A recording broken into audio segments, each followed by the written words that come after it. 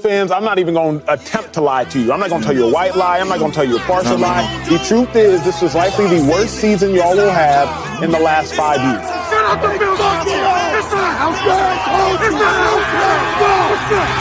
Yeah, we the Buffalo Bills. Yeah, we the Buffalo Bills.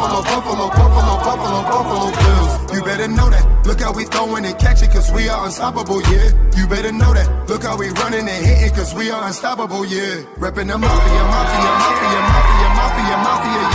Reppin' the mafia Bills, yeah. You better know that. Look how we throwing and catching, cause we are unstoppable, yeah. You better know that. Look how we running and hitting, cause we are unstoppable, yeah. Homie, now listen, everyone play their position. Buffalo got a tradition. They say we tripping, they better get out our way. Top of the table, we flipping, we on a mission. Got an unstoppable team, continue to follow your dream by any means. Buffalo, get in the Super Bowl ring. Cause we the Buffalo Bills. Yeah, we the Buffalo Bills. You better know that. Look how we throwing and catching, cause we are unstoppable, yeah. You better know that. Look how we running and hitting, cause we are unstoppable, yeah. Reppin' the mafia, yeah. Reppin' the mafia Bills, yeah. You better know that. Look how we throwing and catching, cause we are unstoppable, yeah. You better know that. Look how we running and hitting, cause we are unstoppable, yeah. Mafia up in your city, time to get gritty. Screaming and yelling, we bugging. Look at the red and blue. This is an MVP year for Josh Allen. As an MVP voter, I said this last week. Josh Allen, he looks like an MVP. When you vote for MVP, and I can speak for myself, I think I'm one of 50 voters, you look at a couple things. Who's the best team in football? Who's the best player on that team in football? What do they look like as the best player on that team in football? And how much talent is around that best player on that best team in football? And good evening, everyone. Welcome to another edition of the Coast to Coast podcast, episode 66, Bills bye week after the Bills' big win against the Kansas City Chiefs. And we want to give thanks to, of course, the Do Champions Network for allowing us to be on their platform. Just make sure you like us on X and subscribe to us on YouTube as well. And we also have a lot of other great podcasts on there. I am your co-host, Beyond716, and of course, joined by none other than Whittle2K. How are you tonight? Excellent, man. So far, enjoying the week. Enjoying the change in media coverage. It's definitely been different. I listened to the intro, and it talks about how Josh Allen is being viewed as the MVP, and some conversations that we had with some Ravens fans and different people, other fan bases as well, about the MVP award. And there's one thing, shout out to my boy Ty Henney. Ty would say the MVP is no longer just about stats; it's about moments. And that Chiefs game against the Buffalo Bills and Chiefs game, that was a moment for Josh Allen. That game has become. I mean, that game has become a holiday almost for the NFL, right? It's the biggest. It's the biggest game in the regular season. Period. It's the biggest one right now. It smashed viewer numbers. I think they had more viewers than like the opening day of the Olympics or something crazy like that. What do you expect when you get two of the top quarterbacks in the NFL going at it? Over the last 4 years, they've played a total of 8 times. Record now is 4-4. Obviously, the Chiefs have enjoyed this success with a 3-0 record in the playoffs, but the Bills are 4-1 in the regular season against the Kansas City Chiefs. And I went to, I don't know where you watched the game, but I went to my Bills backers bar with I took my son with me, and we went and watched. We went and watched the game, and my mom, she got there around halftime, and it was packed. Like, it was packed. There was a bunch of Bills fans in there. I would say it was probably 70, probably about 70 people, maybe a little bit more. I mean, we packed the entire restaurant out. Um, and it was just an electric atmosphere, man. There was a few Chiefs fans in there as well, enjoying the festivities, and it was great. It was a really, really great game. Um, it lived up to its billing, um, as the marquee matchup of the regular season. So far as it was a great game, but I mean, we had a ton of great games that day. But where did you watch the game? I was gonna go to the Los Angeles Bills bar, but I wasn't feeling up this total snuff on Sunday. But I said, I'll just stay home. It's a big game, Right. but I'll tell you to kind of speak to the enormity of this, right? Couple things. Number one, how many years were we on the other side of this watching other teams, right? Tom Brady, Peyton Manning, right? The Cowboys, 49ers in the 90s. I know those teams had multiple championships and we still have to get to that mantle, but don't these games feel like it to you, right? They have that same aura. I mean, like you said, 4-4 in the last 8 games this decade. We've outscored them by 2 points. I mean, think about how incredible. Like, we just got to celebrate how great this matchup really is. That's how I see it on both sides of the ball, right? We're going to get to the game in a second, but just to speak to the enormity of the game you were talking, I don't know if this happened to you, Whittle, but I'm from New Jersey as well. I have a lot of friends that are Giant fans, Jeff fans, Eagle fans. I got distant cousins. I had cousins messaging me I've heard from in years. Hey, I'm sitting here watching this game, and wow, this is unbelievable, right? I was hearing from people I've heard from even on Facebook in 25 years. Well, one buddy I graduated high school has always been a Detroit fan. He's like, man, I've been wanting to message you, and I'm watching Josh Allen do his thing. And I think it speaks to what we got to celebrate. We're in this. We're not this is not the usual. This is every bit this is even more than the 90s, in my opinion. And I lived the 90s, right? We both lived the 90s, but we were always looked at as the NFC had all the attention. We were just a team that was going to go there and lose, right? This is way different, right? And I just wanted to speak to what you said about just how incredible the ratings were, and when you hear other fans coming at you about right out of nowhere messaging about this game, I think it speaks to how big it was around the country, and I think it speaks to how big it was for the Buffalo Bills, and we're going to get into that shortly. Yeah. So, right. So, Chiefs previously 9-0 coming into that game. Buffalo Bills were sitting at 8-2. Uh, the Kansas City Chiefs had the opportunity. They win that game. They put they're essentially up 4 games over the next and I don't want to downplay the Steelers because they're also 9 and what is the Steelers? I think the Steelers are 8-2 right now.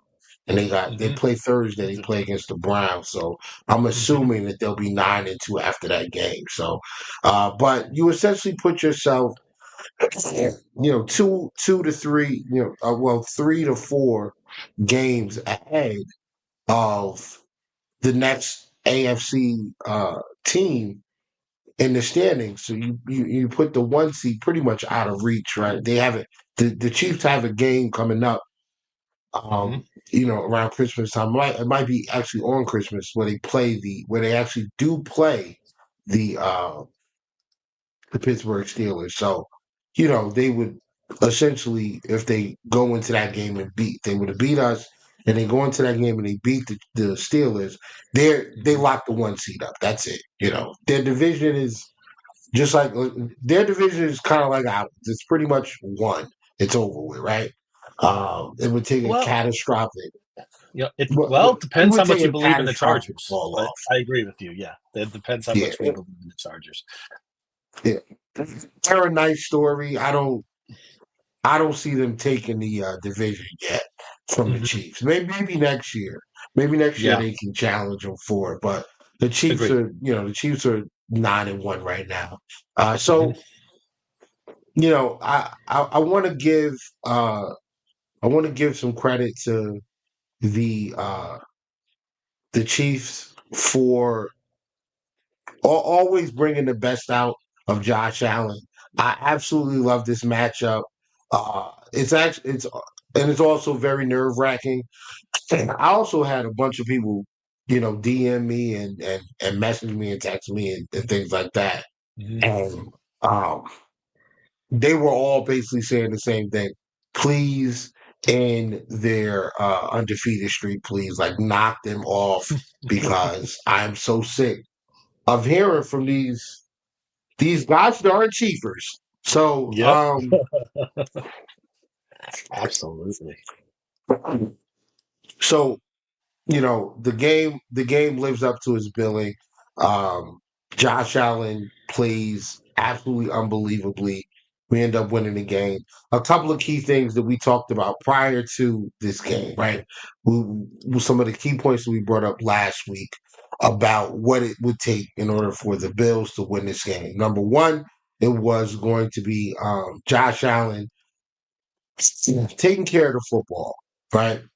Mhm. Taking care of the football and staying ahead of the sticks on downs and distance. You want to constantly keep yourself in position to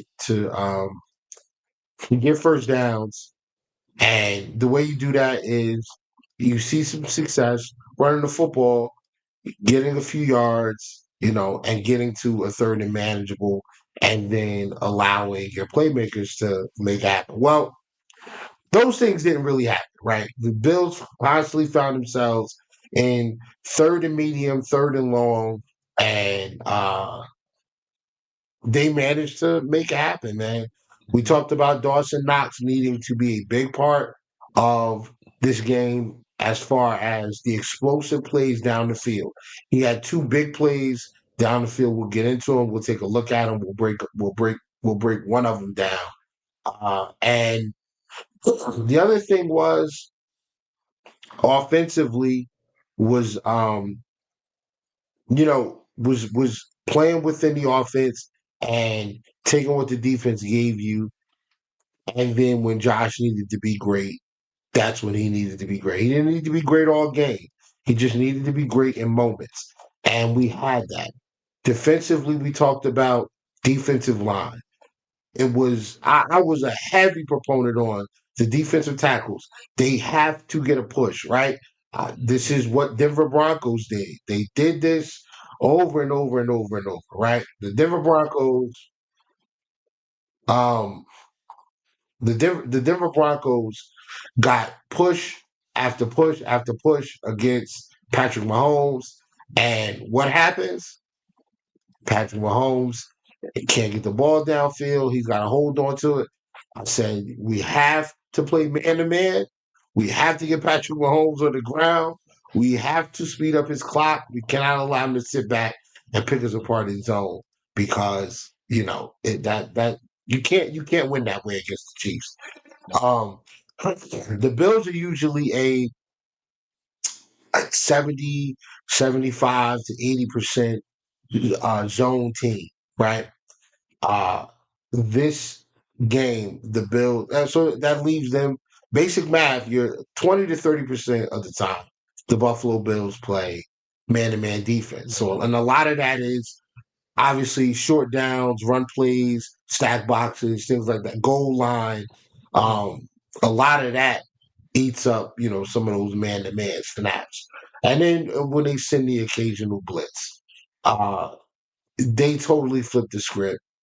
And that was one of the things that I said that they needed to do. They needed to trust the corners, trust the DBs, trust the linebackers to play man to man and go after Patrick Mahomes. Restrict the pocket, send a late blitzer. You got to go after him. We're going to get into some of these plays because Mhm. literally everything that we talked about on defense is what the Buffalo Bills did to the Kansas City Chiefs. Um, my takeaway from this game, if I had like the first takeaway would be defensively. I feel like the Chiefs said ahead of time, I don't care what happens, we're not getting beat with the run. Mm-mm. They said, "Ain't no way we're gonna allow the Bills to beat us with the run." So they did an excellent job of stopping the run. They held our running backs to probably a season low in production, and kudos to them, man. I mean, they did what they needed to do. Even like everything was, I would say everything that we're used to doing offensively was difficult, right? Running the football was difficult. Um, Getting those yards after the catch or those profits from short yard plays, it was difficult because they come up and they tackle. I didn't think they tackled as well as they have in the past, but they did. They're still a very good tackling team. Mhm. Um, Tamari Connor continues to be a thorn in the side of the Buffalo Bills for 2 years Mhm. straight now. He is he's a problem, man. He ends up getting an interception. Dawson Knox kind of gave up on his route, but Yeah. overall, great effort from the Buffalo Bills, top to bottom. Everything that they needed to do, I think they did well. Um, Brandon Codrington, special teams, like I just think we really executed at a high level, offensively, defensively. Obviously not perfect, but I thought we did a very good job on both sides of the football, special teams as well. Tyler Bass misses an extra point, but um, I still think, and I don't think it was his fault, but he definitely made up for it. He made a field goal, made the extra points that he needed to after that, and yeah. Wait, did he make one? Yeah, he made one. I He think he did. made one Yep. field goal. One Yeah, field that's goal. correct. And he missed the extra point, which is why we were 30 instead of 31. Got it. Yep. What else? What else? What else? Gotcha, just had it and then I lost it. Um, So much for yeah. this game, right? I mean, there really is. No, yeah, it really was, man. It really was. Just overall a great win. So um yeah, if you want to run through like, your assessment of the game and then we'll get a little deeper into the weeds, breaking Yep. this game down, breaking down some of Hmm. the film. Just a couple quick things. I mean, you hit on so many awesome things, but I think the first thing I think about is this iteration of this Bills team, right? This is we talked about a lot in the offseason, how 2019 to 2023 felt like one era of Josh Allen, and 2024 was a kind of a new dawning of a new version of the Josh Allen era, maybe version two. So I think it was very important for this franchise at this moment where we had a lot of roster turnover, right? As Brandon Beane says, we're in transition in certain parts of our roster. I think it was very important for them to win a game like this, right? Some of these guys have not been through this before, right? In these situations. So I know we hear Kansas City fans talk about, you're celebrating too much. No, I think this, again, for the organization, this, I, I, I think we always felt this team could be a Super Bowl team, Whittle, but I think this kind of put a stamp on it to me that we could do this. I could definitely envision if we stay healthy, right? If we execute, and depending on what we get as a seed, et cetera, we got long way to go yet. A lot of good teams, we know that. But I feel that belief, quote, is truly back in me that this team, the way that they're coached, the way the coordinators are coaching, the way we're going to get into our offensive coordinator and all that, I feel confident that we could actually do this now, right? I mean, are the Chiefs going to be even tougher next time? Yeah. And let's give kudos to that front four. I mean, that front four for the Kansas City is real. I mean, my goodness, they're unbelievable to handle. So, but we also had Spencer Brown out, right? And Dawson Knox was at a different role probably than he usually does with when we have Kincaid on the field. So maybe those things together hurt us a little bit too. So that was the really one big takeaway I took from the game is that, and like you said about Allen and the MVP race, a lot of people say, it doesn't mean a big deal. But did you hear Leishon in our spaces this week go on about the MVP and how much it means? And after he said that, and our guy Leishon, right, with the passion we love about Leishon, right, it hit me. It's like, you know what? It really does mean something, right? I mean, we've had two MVP winners, OJ in 73, Thurman Thomas in 91, right? Can you imagine if we had another one? Oh, we've never had a quarterback win it. We've never right? So I think it would be amazing. And I agree with you that moment, that run on 4th and 2, kind of like Lamar against San Francisco last year. Remember that great game he had on primetime? He Yeah. was just lighting up a great San Francisco team. That was Lamar's moment. Maybe this was Josh Allen's moment this past Sunday. Yeah. And we'll get into the film. We'll get into a few plays I want to break down. But I want everybody to pay attention to uh, what's on the screen right now. Because you brought something up, and before I put that out, before I put it on, you brought something up about believing finally, like this. I actually believe that this team can win a Super Bowl, right? I'm back. You're back believing that this is a team capable of doing it. I watched that game, and after the game was over, um, I thought about it, and I said to myself, I said, "Wow." But actually, during the game, I, after a few drives, I'm looking at this game, and I'm like, this is the first time, I know 2021, we were really good. Um, but the 2021 team, it was good. No Trey White on that team really dampered, the expectations defensively. Uh, no pass rush at all to Very little. depend Yeah. on. Right. Mm-hmm. And then the offensive line wasn't really good outside of like Deion Dawkins and Mitch Morse. But outside of that, I mean, I thought the weapons were amazing. I thought that, the linebacker play was very good. I thought the defensive back play outside of, missing Trey White, I thought it was still pretty good. And that was a good team. I didn't think that team was better than the Chiefs team in 2021. Agree. But I think that this Buffalo Bills team of 2024 is better than the Kansas City Chiefs of 2024. And I know the Kansas City is going to get a few people back. I know that they are. Mm-hmm. But after the bye week, the Bills are going to get Matt Milano back. Amari Cooper should be ready to roll and fully healthy, going into the game against San Fran. Uh, the rookie Keon Coleman, he should be back as well at that point for the San Francisco game. I mean, we're getting some major pieces back now. We won't have according to Mookie, our guy Mookie. Shout out to him. According to Mookie, we will not have Dwayne Carter back yet. He's going to be a few more weeks out of the lineup. But, with Quentin Jefferson, Jordan Phillips, God bless Jordan Phillips, trying to chase down Patrick Mahomes in that game. It's Like awesome. with Yeah. those guys, like I think we're okay. I think we're okay for now. I would love to get him back.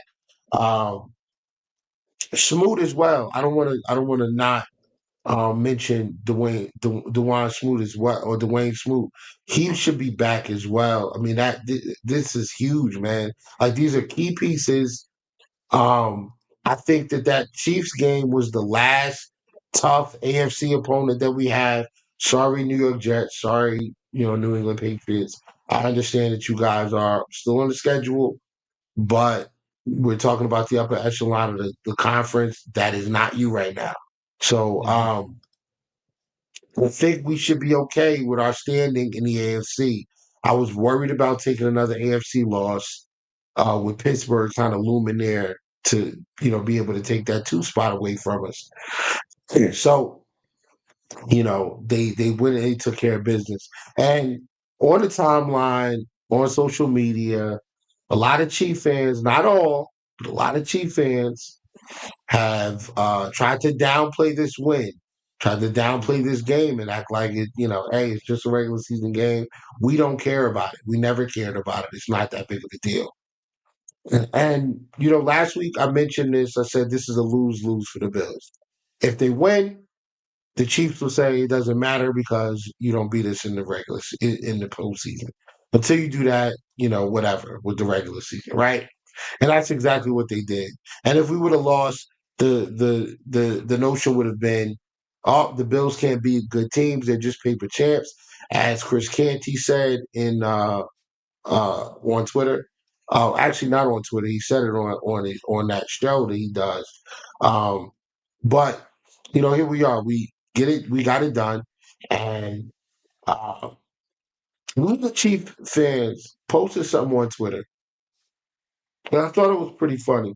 So I'm gonna present that now. We'll take a look at it. So, there you see it says the account there is how about those Chiefs, right? Oh, boy. He says, ain't no way they celebrated like this in the locker room after the game. Then his comment, these cockroaches come out so easily.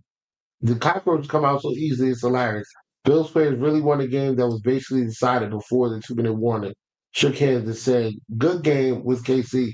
Then 5 to 10 minutes later, walked back to the locker room and went this insane over a regular season W. That's very interesting because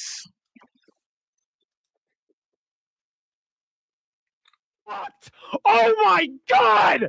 Oh shit! this is the same Oh individual. my God! Oh my A God! week prior, Oh! after the Kansas City My Chiefs face beat is as red the as the Denver Broncos. logo! The Chiefs win!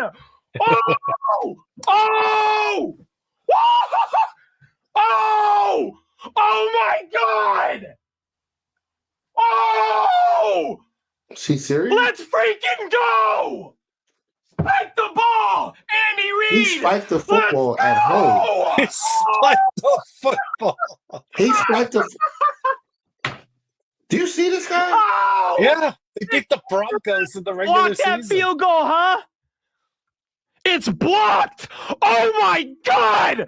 Oh shit! Yep. Oh But that's my okay. God! Oh Wow. my God! So yeah, I mean,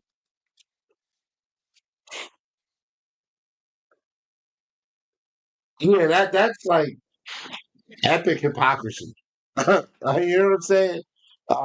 Not even a week before, they take the loss. They're celebrating beating a division rival, mind you. The Denver Broncos. What did they win last year? 5, 6 games, like six games, something like that. Yeah. I mean, it's like, what's wrong with us being excited about that? They should be honored. If anything else, they should be honored that someone gets excited about beating their team. It kind of speaks to how great the Chiefs have been, right? So what are they upset about? What it is they're being sore losers. So basically, this is Chiefs fans. This was Chiefs fans after the game. my God, bro! Stop recording me. That's Chiefs fans after the game. Like it's extremely, it's like super Yeah. sore losers, man. Super sore losers. Not everybody. Obviously, it's not everybody. Not saying No, that it's all, they're- correct. Yeah. but it's enough It's of just- y'all.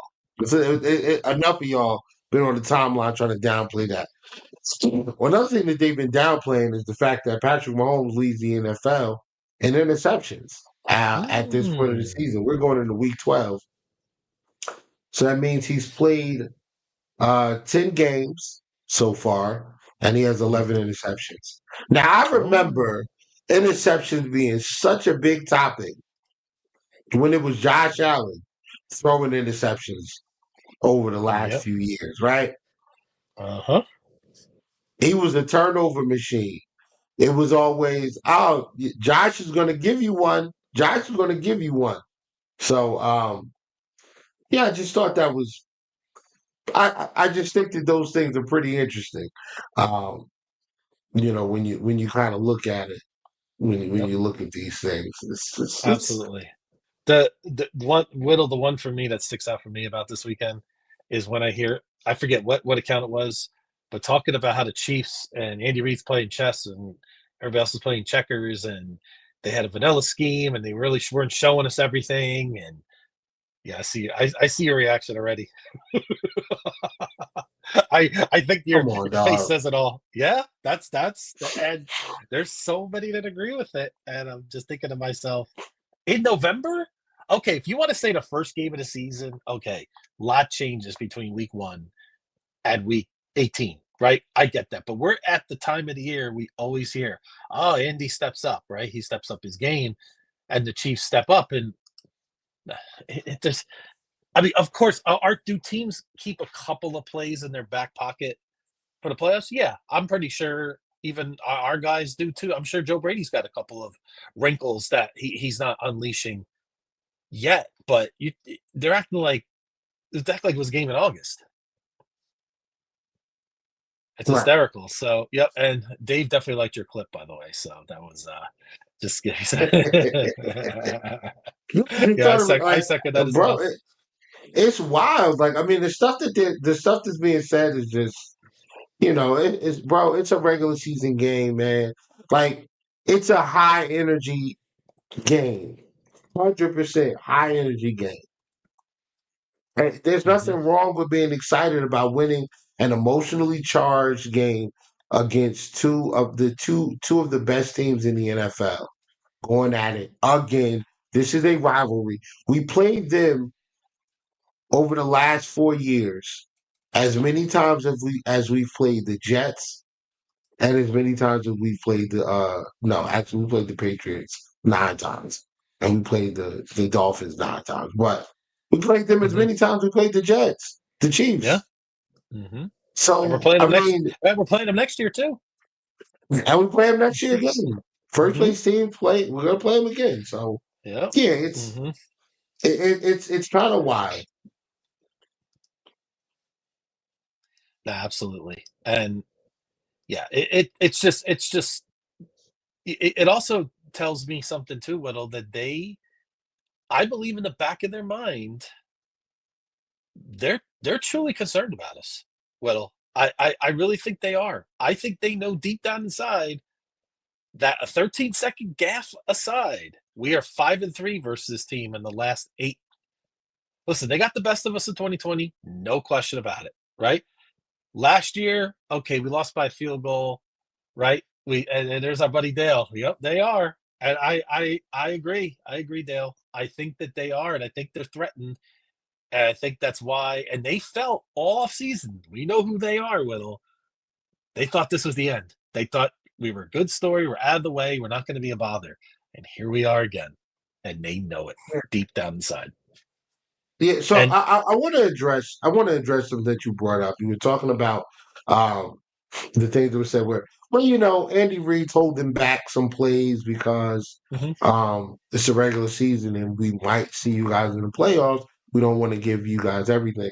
First and foremost, they don't have Hollywood Brown. They're missing Charles Omenihu. They're missing um, they're missing Isaiah Pacheco. So they're going to get guys back that are going to change the dynamic of their team, offensively and defensively, right? They're also missing their CB2, Jalen Watson, he's out. Um, so all of those guys are going to be back at some point in the playoffs, right? So it doesn't matter what we saw today or Sunday because those guys, like, your team's going to look different in the playoffs because you have other guys that are going to be there that are going to, and they're impact players that are coming back. So they're going to change the way that the Kansas City Chiefs play football. It's still going to be their offense, but Isaiah Pacheco is clearly their best running back. He's more explosive with the ball in his hands. He's going to add a different wrinkle to their offense. Hollywood Brown is a speedster. He's a he's a um, he's an official receiver. Like he is, he's stamped. Like he's a deep threat guy. He's a big play receiver that can get down the field, beat you with speed, and make you and make plays down the field. We got it. Like I understand that, but you can't sit here and tell me. I mean, and the same goes for us. Keon Coleman will be back. Don Kincaid didn't play. Matt Milano didn't play. Like these are Dwayne Carter didn't play. A lot of these guys that we're missing will be back. Spencer Brown didn't play. All those guys are going to be back if we run into the Chiefs again in January. So the team is going to look different, 100%. Like that's a guarantee. So let's break this down as if everybody listening is 5 years old, and maybe even not that, maybe not that young. Let's break this down. You mean to tell me that the Kansas City Chiefs used this game, a game that would have put them essentially 4 games ahead of us in the race for the number 1 seed, 3 games ahead of the or 2.5 games ahead of the Pittsburgh Steelers, who they still have a game to play against later on. You mean to tell me they just didn't care about this game and held plays back, whether they win or lose? They held this stuff back because they didn't want to give up too much for the playoffs. That makes no sense, right? None. You want to win and lock your division up as early as possible, for sure. But you want to also lock up that 1 seed, because a 1 seed is a bye week for the first week of the playoffs. Like you don't have to play a wild card team. You're automatically in a divisional. And on top of that, if you're ahead so much that the last week of the season, you can sit a Nick Bolton down. You can sit a Trent McDuffie. You can sit a DeAndre Hopkins. You can sit a Trey Smith. You can sit a Travis Kelce if you want. You can sit all of these guys and a Juju Smith-Schuster. You can sit these guys the last week of the season and essentially give them a 2-week bye between the week 17, which is the second to last week of the season, and when they actually have to play, which would be the divisional round, you give them an extra 2 weeks of rest to get their bodies as good as possible going into that divisional game against whoever the opponent is. You telling me that that's not important? Huge. That's one. But then you're playing with history now as well, right? You are 9-0. If you look at the schedule, they have a couple of divisional games left. Let me pull up their schedule real quick. Okay. I do have if you need. So I'm out. All right, so they got the Panthers, the Raiders. They should win both of those games. Chargers, that's a divisional game. Even though they beat the Chargers already, it's a divisional game. The Chargers are playing much, much better. The Browns are out. Like the Browns, they don't care about their season. You got the Texans, who, I mean, without Diggs and their defensive tackle play hasn't been great. It's been okay, but it hasn't been awesome. Linebackers have been injured for the Texans as well. The Texans are like a 4-loss team, I believe. So you got the Texans, you got the Steelers on Christmas, and then you got the Broncos the last game of the season. If they don't need that game and they lock their division up and they lock up the 1 seed ahead of time, you would just sit your guys. You wouldn't care about that game. And you're flirting with history of being an undefeated team, going into the playoffs undefeated with a chance to three-peat. That's a historic season. It's over with now. You don't think the players and the coaching staff in the back of their mind said to themselves, kind of do want to get this game. We can get Buffalo out of the way. I like our chances the rest of the way because we don't have an opponent of that caliber left. No disrespect to the Steelers. Steelers Yep. are great. They are a Super Bowl caliber defense. Offensively, they got to figure some things out in the red zone. You know what I'm saying? They beat the Ravens, but they ain't put the ball in the end zone once.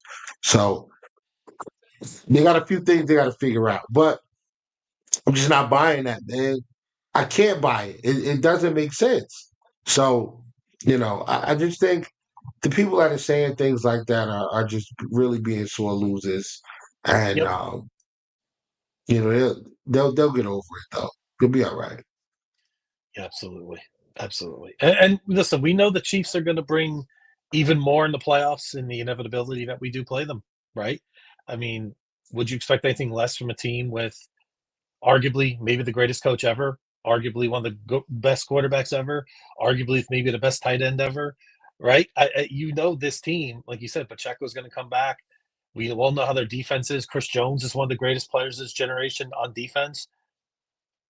What are we talking about here? We know. I mean, Chief fans we understand. Like they think we just think, we're good now. No, we understand. We got to be even better next time we play them. We got to be even better. We got to do little things better. You're gonna get things in the game.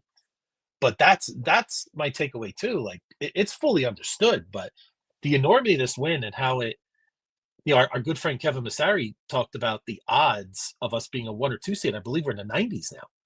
I mean, that's massive. Not even just the 1, even the 2. I mean, but the 1 is huge now in the NFL. It's so much bigger than it used to be. But just the fact that we're in that, we virtually have a 0% chance to get the 1 if we lose this game. Right. Virtually 0. Unless we sweep the board and the Chiefs lose 2 or 3 games, or maybe 3, which I don't think would have happened. So, yeah, it puts us in the conversation. We still got a lot of work to do, but we'll get to that in the next couple of weeks. And listen, I'm looking at it from the standpoint of, bro, we're 1 game behind them. They still have, we have 3 division games left. They have 2, or they have 3 division games left as well. Mm-hmm. We got the Patriots starting a rookie quarterback. You know what Sean McDermott does to those rookies, right? I mean, you know what he does to rookie quarterbacks. Mm-hmm. And then we got the Jets. The Jets are a dumpster fire. They just fired their GM. They fired their coach about a month ago. The owner is clashing with everybody. It's a mess over there. It's a mess. So beyond the mess at this point. I don't even know the word. Yeah.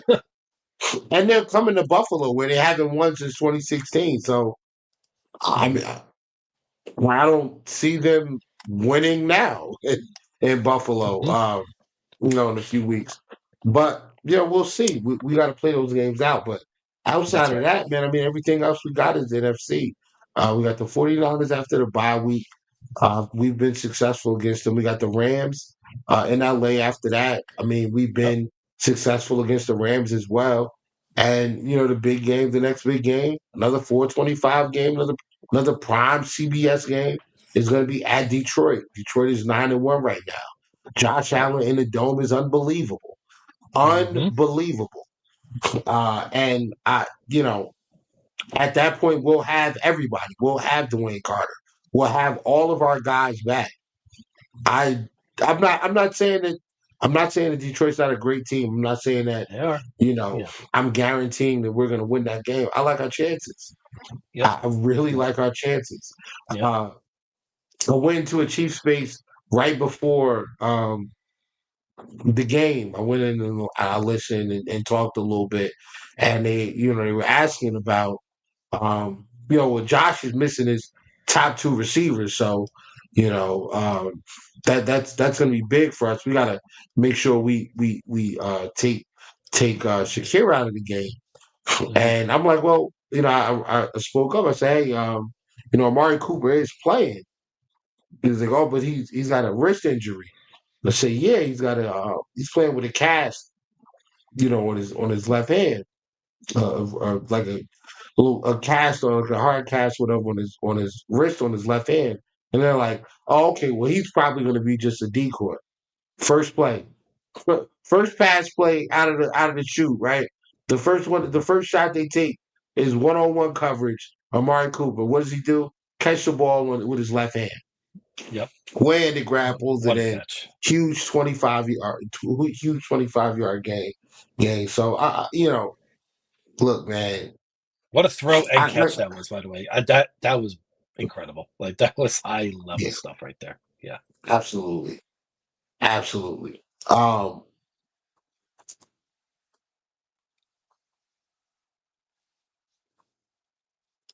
yeah, let me pull. I'm gonna pull that play up really, Okay. really quickly. Certainly. No, that's not it. Okay.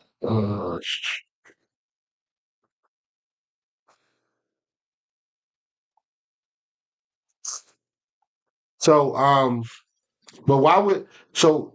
Can you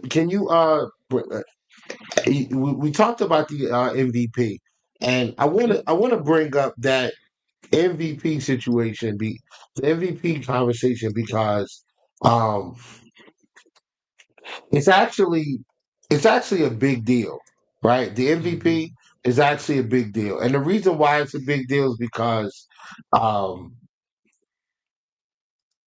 you know at some point we're not going to be able to you have to tell a story, right? And at some point, telling the story is not going to be enough Hmm. of just somebody telling you, right? Because you're going to have these guys who they want to say, well, this guy had this many MVPs. There's no way he's better. They're going to stat watch. They're going to look at the accolades and things like that. And you want to have Josh Allen with some hardware to you just want him to have some hardware, man. Like you need that. He's got to have that hardware. Um, so Yep. real quick, let me get into let me pause that. So So yeah, we'll just take a look. yep. I was just peeking at the MVP odds right now. Okay. Josh is plus 150. He's the favorite. So he was 8-1 to start the season. Now he's 1.5-1.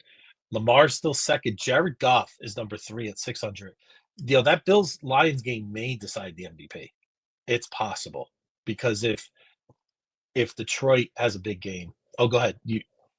No, no, That's all I keep was going, gonna keep say. going, No, the keep last going. thing on that is that could really decide. I think Josh had that play you were talking about, that defining play, against the Chiefs. But I do think the defining moment might be that Bills Lions game in a few weeks, depending on where the Lions are. I mean, the Lions still got to fight the Eagles for the 1 seed. I mean, don't sleep on that. Everybody's thinking the Lions got it wrapped up. I'm telling you, they don't. So, but Yeah, that we'll see how that pans out. But that could very well decide it, that game right there. So what are we looking at here? all right. So what we're looking at is the Buffalo Bills and shotgun. Now we talked about this last week.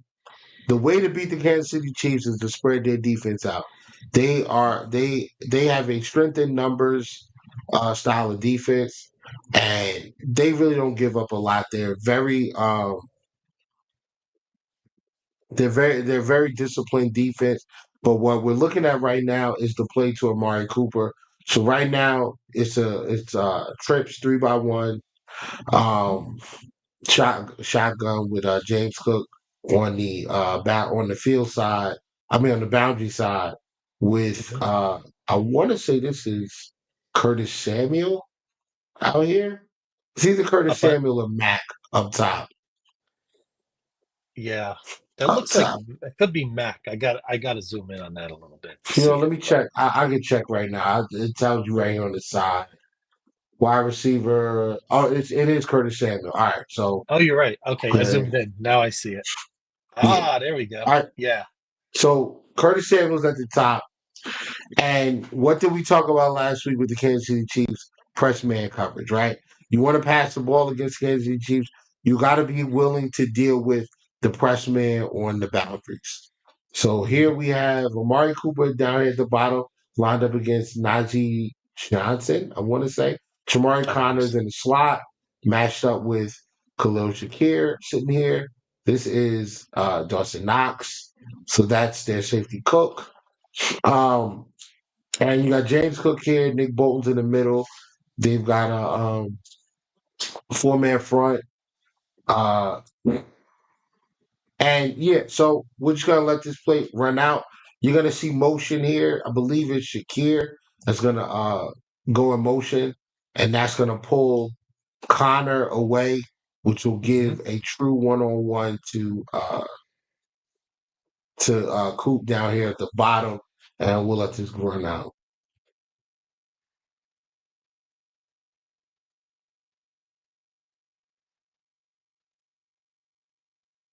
Left hand. Beautiful, beautiful, beautiful, beautiful, beautiful, beautiful, beautiful. Yeah. So There it is. I just like what makes this play special. What makes this play big or huge is once you move here. The one thing that I love about the Buffalo Bills offense and Joe Brady being the play caller is whenever you have a stacked front whenever you have the line is here, you got James Cook lined up on the field side, excuse me, I'm sorry, on the boundary side, um and the shotgun, the Bills will run out of this. And the one thing that I love about this roster, especially at the wide receiver position, they all block. Everybody blocks, right? Probably the weakest blocker on the roster right now is Curtis Samuel, and you see where he is, right? So it's you have him out there. He's going to occupy. He's going to occupy his man here, and the safety has to be cognizant of the fact that there's a speed, there's a slight speed advantage here. So the Chiefs are protecting against the run. Like I said, they made it their business to not give up run plays, not give up yards on the ground. So when Shakir moves in, Shakir could become a blocker. He could chip here on this defensive end. And then, if they hand it off to Cook, Cook's got they're kind of stacked right here. So you got a hat on a hat here. 1, 2, 3, 4. Hat on hat. This man here is going to can take him if they're running the football. If they were to run the football, so it's hat on a hat. You could have Shakir really pin their edge here. I believe this is Josh Uche. Let me check one more time. Yes. So it's Josh Uche right there, 55. This is Josh Uche. So you could have Shakir pin him and then bounce off and get here. Or you just have him pin and then you could pull the Deion Dawkins and there's a bunch of ways they could do it. They could seal here, or they could double team him and create space.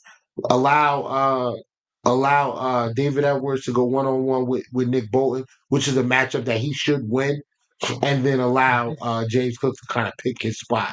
So you have to be cognizant of that on the defensive side of things. So all of these guys, like if you look, and this is not a true box count, but if I'm looking at the numbers here, it's 1, 2, 3, 4, 5, 6, and then the extended these guys right here who can easily come down and get in run support immediately. So what you're creating is true one-on-ones out here on the boundary with a single high safety. And we'll let this run out. Now they realize, all right, hold on. Let me back this up. So once the ball snapped, right here, everybody's still playing this like it's potentially a run, potentially a draw. Once they realize, okay, it's not. Now let's get into our pass defense. So he's gonna come up. He's gonna this player here. I don't know who it is because I can't see them yet. Yeah. But he's coming up. This is like single high man coverage. He's gonna come up. He's gonna take James Cook away. Pass protection, absolutely beautiful. We've got true one-on-ones. And the biggest thing here, okay, so up top, this is McDuffie. Okay. So that's their best cover corner. So we're not worried about McDuffie. McDuffie's out of the play now. The read is the read is 1, 2, 3 here. These are your guys, and of course, then you have Shakir as well. I like Shakir one on one with anybody, but it's one on Yeah. one. So Yeah. you're trusting the pass protection, and then you're trusting that somebody's going to get open. They attacked Johnson all game. Down here at the bottom 13, they attacked him pretty much all game. And what was the knock on the wide receivers for the Buffalo Bills? The Bills don't have anybody that can beat press man coverage. Well, it's beaten. Beautiful throw by Josh. One-handed catch. Yeah. 30-yard gain. That's 30-yard gain. Right. So, that's basically what the Bills chose to do. Like we knew what they wanted to do defensively, and we had a game plan. All right, you Cargo man, take it easy, brother. Make sure you subscribe, man. Subscribe and check in. To us as well. We're here every we're Wednesday. Every Wednesday. Thank you. So yeah, I just want to shout out to that Bills offensive line. They did not give up a thing, and offensively, I'm very very happy with the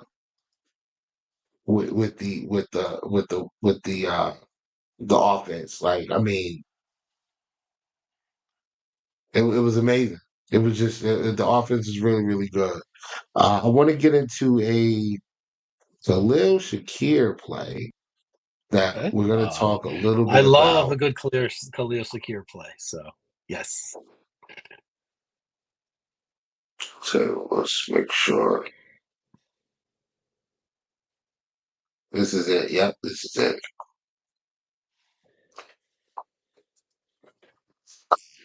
And I'm actually loving this because I don't have to,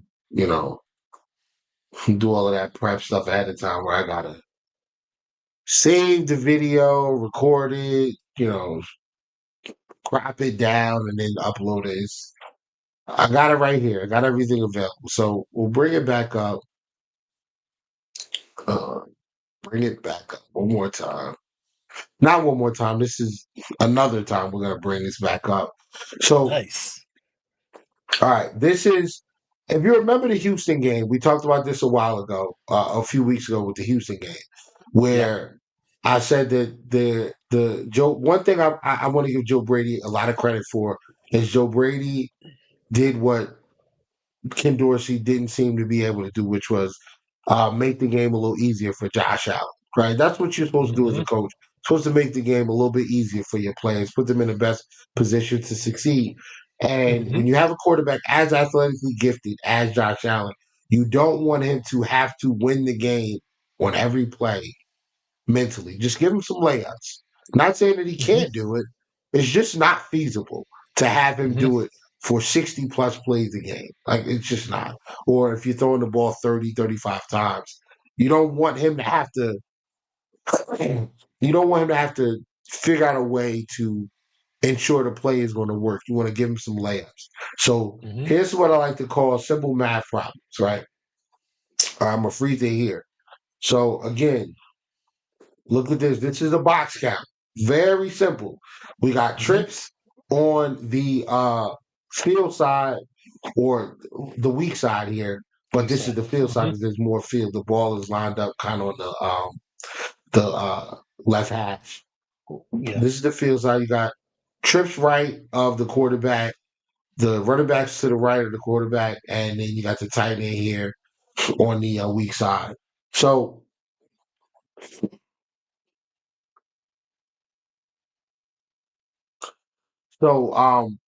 simple math problem. This is your box, right? This is all your box.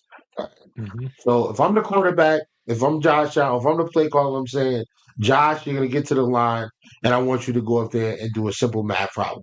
You have 3 receivers to your right. 1, 2, 3, right here, right? This is Who is that? Is that Dawson Knox? I think this is Knox.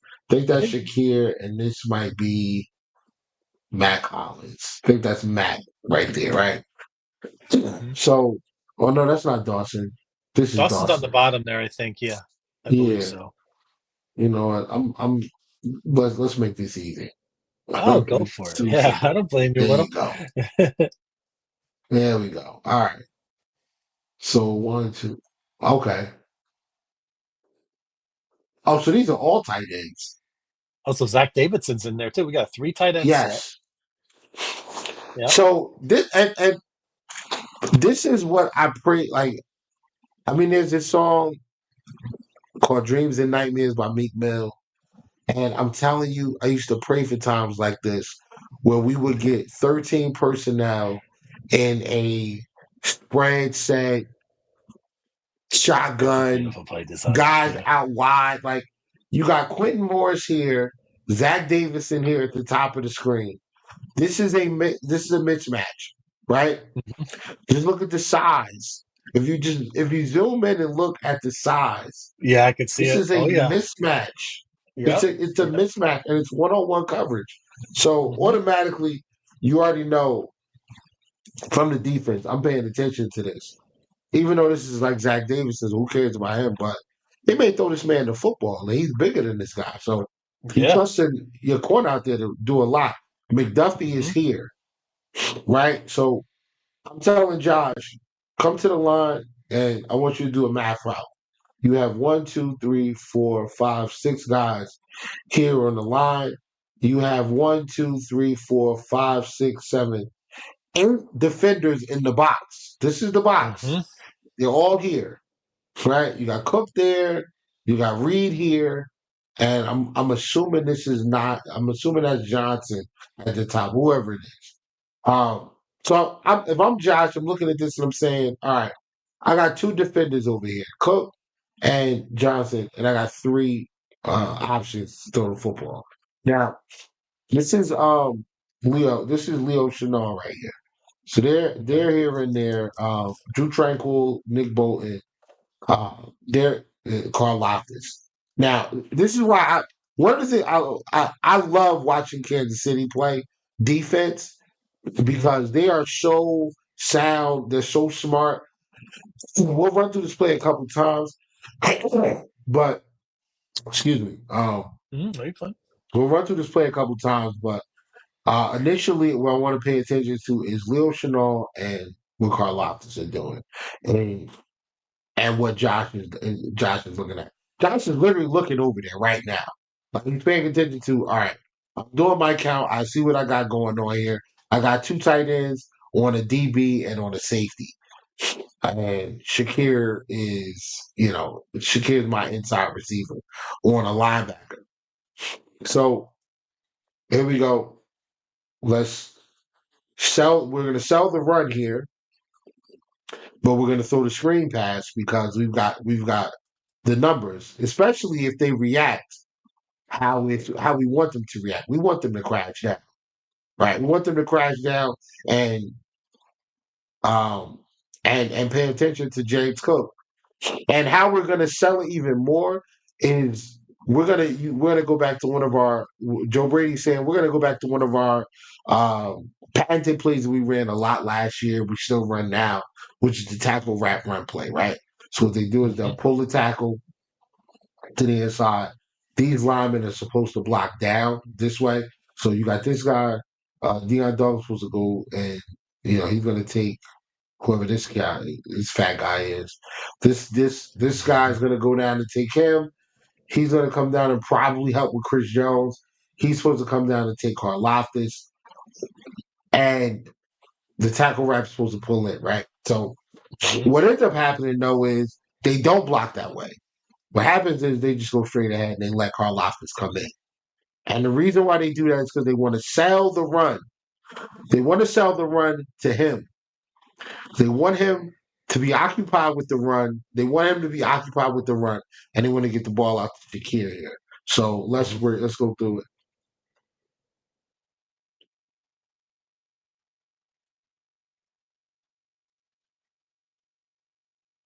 Mm. 10-yard gain, 11-yard gain on a play that got out of Josh's hands in, 0.5 seconds, right?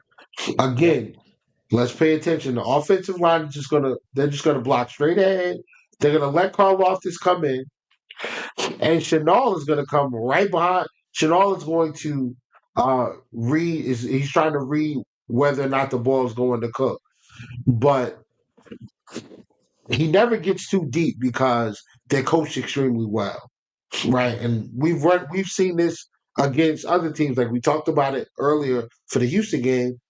Houston was crashing in on plays like that. And Josh was still handing the football off instead of throwing the ball out to the flat and getting the ball up the field. I remember So that instead play of we being watched. we watched that and we looked at some of the missed opportunities that Josh had.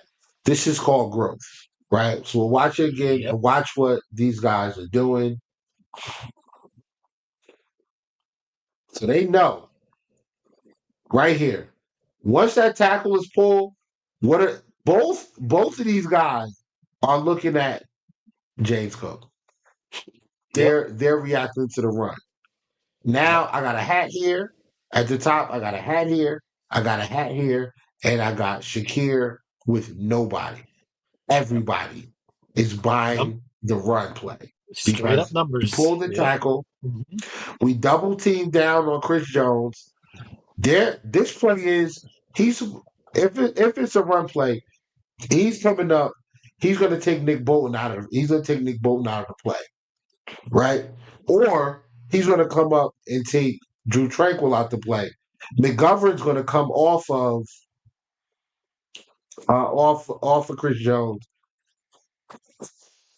and seal off Bolton, which should give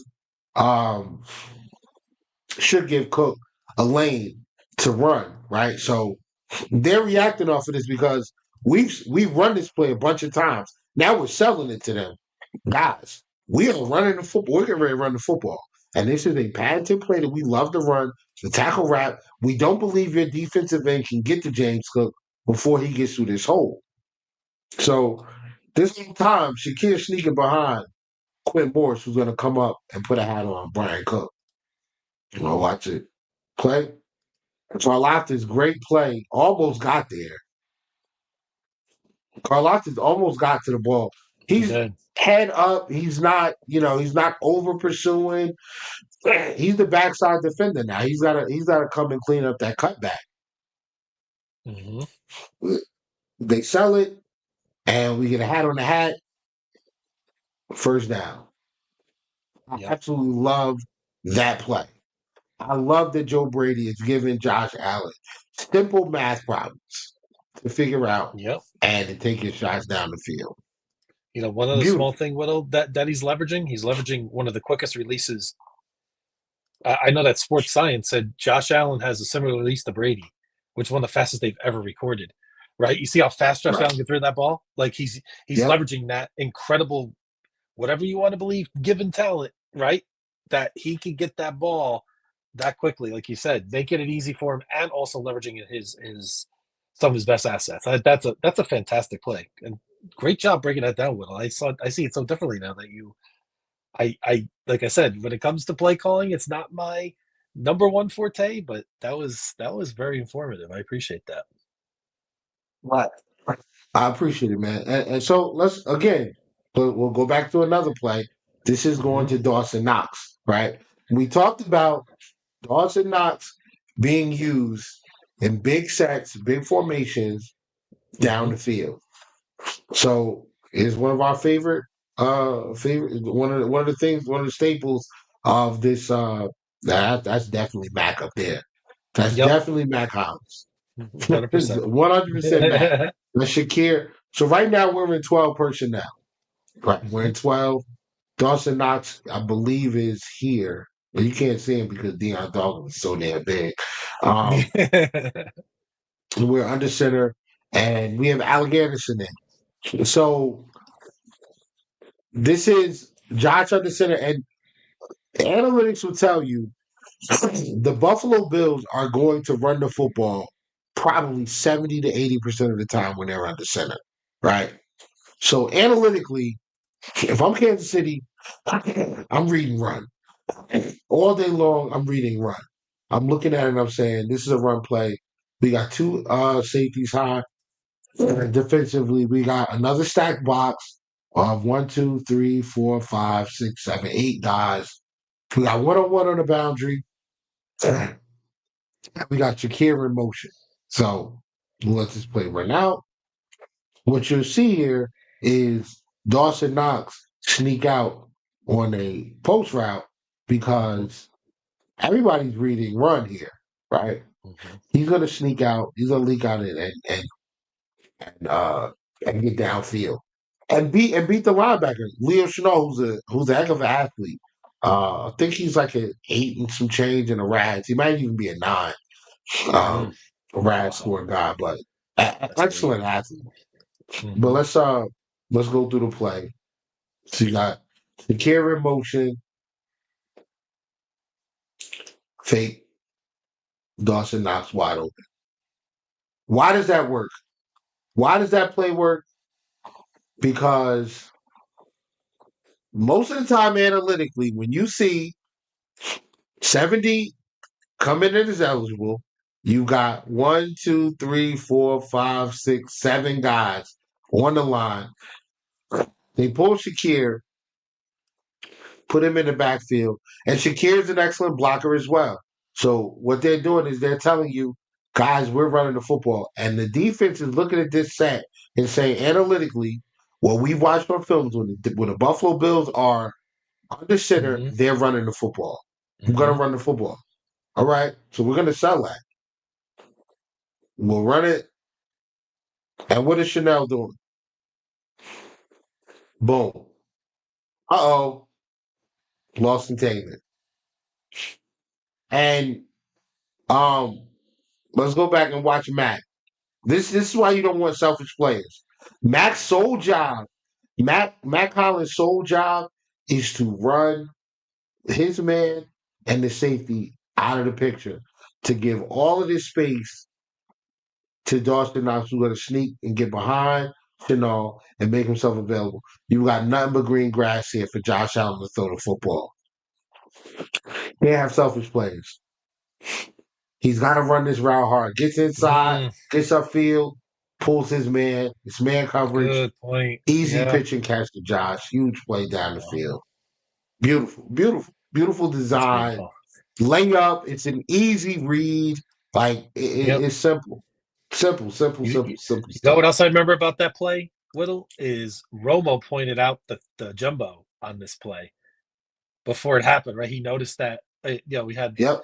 and then when the play went off, he's thinking run, and he goes, "Oh!" I think he was a little surprised that the Bills even ran. And Romo is great at picking these things out, right? He's a quarterback; Yep. he gets it, right? So the fact that speaks to, and I've done this a lot as a fan more than ever this year. I'll be sitting there watching a game with my wife or something. Oh, Josh is going to run here, or he's going to pass. No, it's like in this formation, you're thinking run all the time, right? Not anymore. No, and that's the sign of a team that is. I mean, you want to talk about They're cohesion and dialed great in. coaching? It's just Yeah, everything. they're dialed It's in. just They're dialed in. Yep. dialed in. Yes, that's the best way to say it. But I remember Romo specifically saying it on this play, and that stuck with me. So And yeah, and great then job on the yeah, Hollis part is a very important part of that play that a lot of people don't understand. And now I do. That makes a lot of sense. Look at he clears all that out. Look at that. He's taking clears all of it he's out. taking both those players. Perfect play design. But let's just say, and this is why again, all the credit in the world to Joe Brady, and we're probably going to lose him as we're going to lose him. I don't know if we lose him this offseason, but we're going to lose him because even if Chanel, like Bolton's pointing to Chanel, telling him, bro, that's your guy. And so that's a coverage error. What is McDuffie doing? He's covering grass. Who's wide open? Mm-hmm. Even if this is not available downfield, or Josh just says, you know what, I don't really want it. You got this wheel route. You got your kid who's going to run a little wheel right here, and he's wide open as well. Mhm. Wow. I Like you see. said. I think this is who is this? Felix. I think this is Felix. Their defensive end. He's gonna peel Mhm. off as well and try to take Shakir. But I mean, come on, bro. He ain't doing that with Shakir. Like Shakir turns upfield, it's nothing but green grass up here as well. That's another easy throw for Josh right over the top. Mhm. Yards after the catch all day long. Like, I mean, Yep.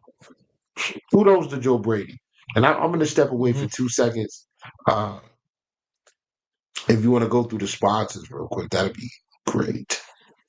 Sure. I mean, we could certainly go through our sponsor here. So, as Whittle just steps away for a second, and I'm trying to think of a good segment name for that, Whittle. Maybe Whittle's War Room, Whittle's something.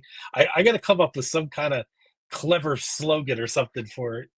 That my favorite Yeah, part of the show now is when Whittle breaks we'll down figure film. So, yeah, we'll we'll figure something out. we'll think of something good. We'll definitely think of something great on that. So, Yeah, and so I got like one or two more I want to do. We'll get into the defensive breakdown. We'll get into one of the defensive plays I wanted to take a look at. It's abs- fairly early in the game, so we'll do that. But let me step away. absolutely. So, yeah. So as Whittle steps away just for a second, so again, just what a big win. We're going to talk more about this as Whittle steps away for a second, and it's just we again one of those very special moments in Bills history, in my opinion. And I've been a fan of this team since 1982, and we've seen big games during the Bills Super Bowl years against the Dolphins at home, and we've seen some big wins. In that era, even on the road. But I there's very few, if any, wins that I can recall as a fan since 1982 that in the regular season that was as big as this game on Sunday night. And again, just speaking to it's a national game, 100% of the country's watching. Everybody's eyes are on this game. Did anybody even know what the other games were at 4 o'clock? No, right? This was the one. You have the great coaches, you have the great organizations, and there's just so many great things to marvel in it. So Whittle is back, ladies and gentlemen. So and we press on. Whittle, you're on mute, by the way, FYI. There we go. Yeah, my bad. I had to step away for a quick second. Of course, no problem. Okay, let me go away.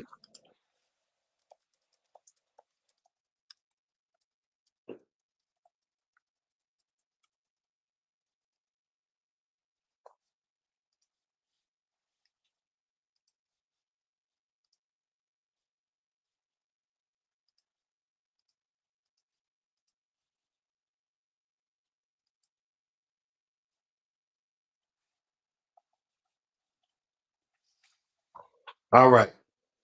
So defensively, we talked about a couple of things. Yeah, there's so much more I want to do on the offensive side first, though. All right, before we Yeah. get to the defense, there's one more play I want to look at. Hmm. One more play. I'm sorry. Oh, don't be sorry at all. I love it. This is a this game was so big it deserves more than our typical hour. So I'm all for it.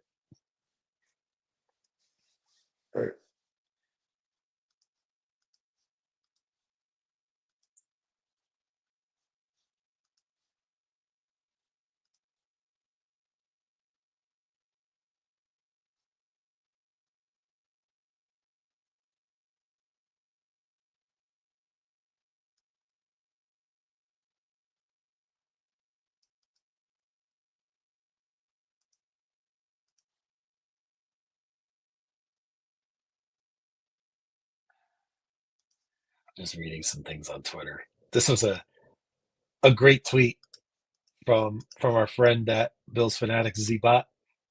Said rumor on the street is that Kelsey Hopkins did absolutely nothing on Sunday because Andy Reid didn't want them to. Didn't want to, quote, show his hand in the playoffs. Kelsey had Bro, they 32 was getting catches in the last 3 games prior to the Bills. Was he showing his hand then or no? I thought that was a great tweet. So, bro, they were right. getting strapped. They were getting Yeah. strapped, bro. They were strapped. Yeah, they were getting strapped. I'm sorry.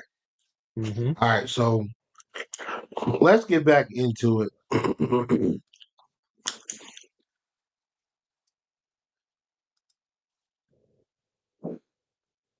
All right. Once again, here we have another situation where we got trips to right on the field side. We have Mark Cooper down here in the 1-on-1 with Trent McDuffie. They learned their lesson, right? They said, we're not getting beat 1-on-1 again. We're going to press up. We're going to press up. We're going to press up with our best corner and their best guy. So they realized that that hand wasn't as bad as they thought it was. Yeah, so here you have Ty Johnson. This is a third down play. Let me see if I remember correctly. I think it's third and whatever. Third and 8. Third and 8. All right, so this is the third and 8 play in the first half. And this is for Curtis Samuel. So Curtis Samuel caught a lot of flack from a lot of Bills fans. I was extremely high on him being signed to us.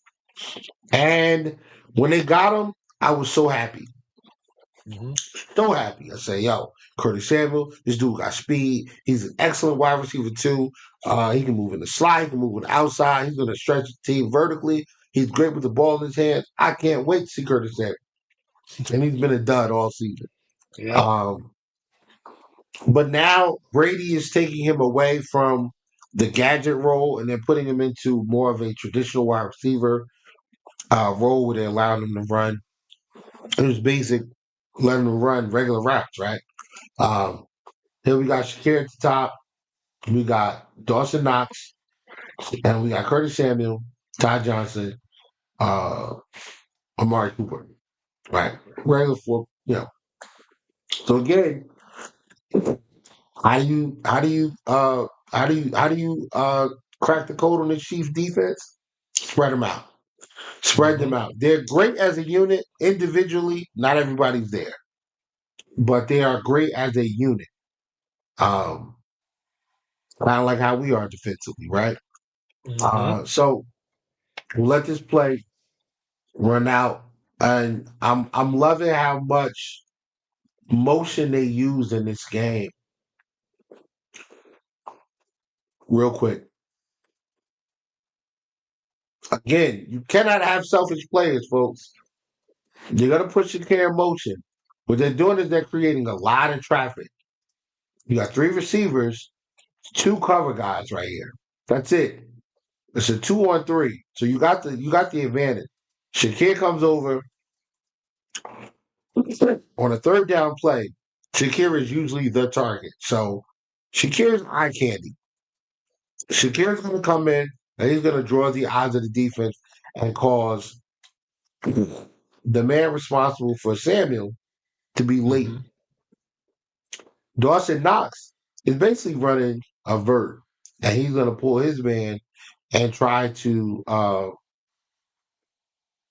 create a little boundary that this corner or this DB can't get through to cover down on Samuel, who's going to run an out route. Again, we're designing these plays. Joe Brady's designing these plays to get the ball out of Josh Allen's hands quickly. Do not allow the pass. Like we're not making the offensive line have to block for 3, 4, 5 seconds. We're not putting that type of stress on them. We're not putting that type of stress on Josh Allen to have him to go through multiple reads. This is an easy, everybody does their job. This is definitely going to be available. So, boom. We run it. Pause it right there. Reed is now going to come over. Reed's coming over to take the deep route. But this guy's wide. Samuel is wide open, guys. Mm-hmm. It's not for green. The sticks are here. A lot of green turf there. Right. Sticks are here. And usually the Bills throw the football. When they do throw it on third down, they throw it to the sticks to move the chain. This was a game where the Bills broke tendency over and over and over and over again. And it led to favorable matchups, favorable situations all game long on both sides of the field. Again, here we go. Samuel is wide open. Now, Jamari Connor, this is Connor. And Connor is very good. Physically, great tackler. You know, he's a good zone defender, not necessarily the best in open space. And we're gonna see why right now. Way too aggressive at the tackle at the tackle point. Samuel explosive after the ball, after he gets the ball in his hands. Everybody does their job. Eye candy comes in, draws defense right here. And this is Reed, I think. Reed's going to come over, and this defender's going to get caught up in the trash. He can't come over in time. Uh, it's just they're doing a lot. Like we know we got man coverage right now. We know that we have man Mhm. coverage. So when we send when we send Shakir in motion, we're changing everybody's assignment right before we snap the football. So up top, this is I believe this is Johnson. He's supposed to be taking this guy, or this might be Connor. He's taking, yeah, I think this is Connor because he's lined up on Shakir. This is Johnson. He's lined up on, I want to say this is Dawson Knox. Pretty sure it's Dawson Knox. Um, and I don't even have to guess. Yes, it's Dawson Knox. So Dawson Knox is here. Dawson Knox's job, yet again, is to Mhm. just like what Hollis. Mac Hollins supposed to do. Dawson Knox is going to come up and he's going to occupy these two guys as long as he can. Shakir comes in, he's going to occupy Bolton. We're going to, what does it do? It ensures we have all of this space out here available to throw the football and work after the catch. So swap over, they switch over, boom. Once they switch over, not Johnson takes Shakir, who's inside. Reed is responsible for Samuel, but he's never gonna get there, right? He's never gonna get there. So Mhm. Connor, instead of fighting, Connor's doing the right thing. He's occupying Dawson Knox until his help arrives. Once his help gets there, he's gonna peel off of Dawson Knox and take Mm. and pick up Curtis Samuel. But by the time all of this happens, the ball's already out. Right? Boom. Ball's out. Ball's out. Mhm. They're making the switch now. Josh is already in his release. Ball's about to come out. Curtis Samuel is wide as all outside. It's nothing but green grass over here. He could essentially, if Josh really puts it on him, he can catch and turn upfield and get out of bounds, get the first down. Or if he lays it out, he gives Curtis Samuel an opportunity to make something happen after the catch. And that's exactly what he does. Curtis Samuel catch, turn, faces him up, squares him up, shakes the living daylights out of him, and boom, there we go. Mhm. First down, first and goal. We Beautiful. score. We score like a play later or something with Mhm. I think it was a James Cook run. We Yeah. scored. So so let's get into that. That was the one that I wanted to look at from Curtis Samuel. Um, and now we'll get into the defensive side of things. Let me put this together real quick.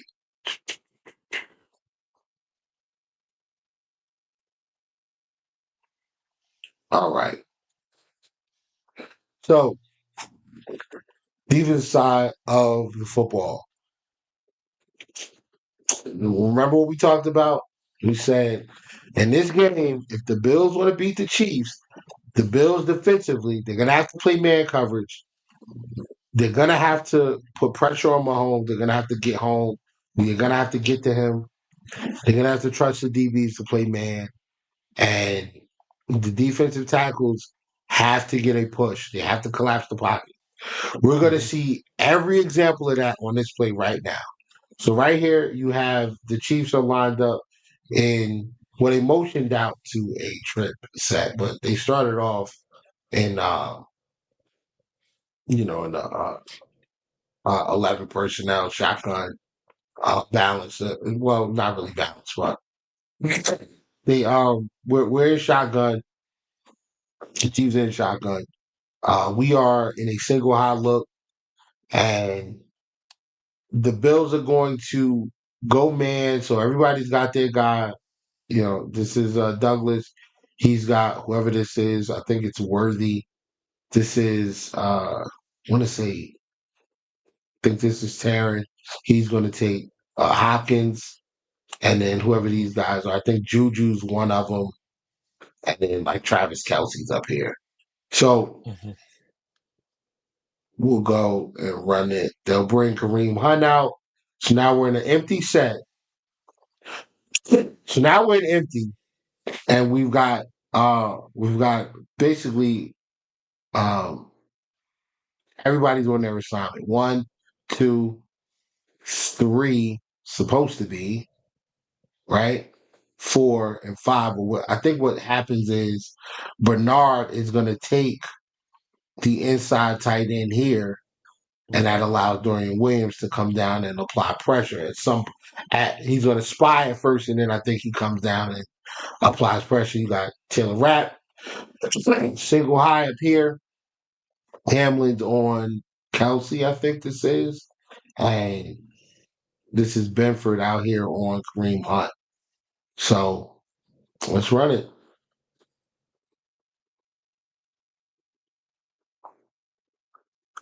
Pay attention to all right. So Dorian Williams is here.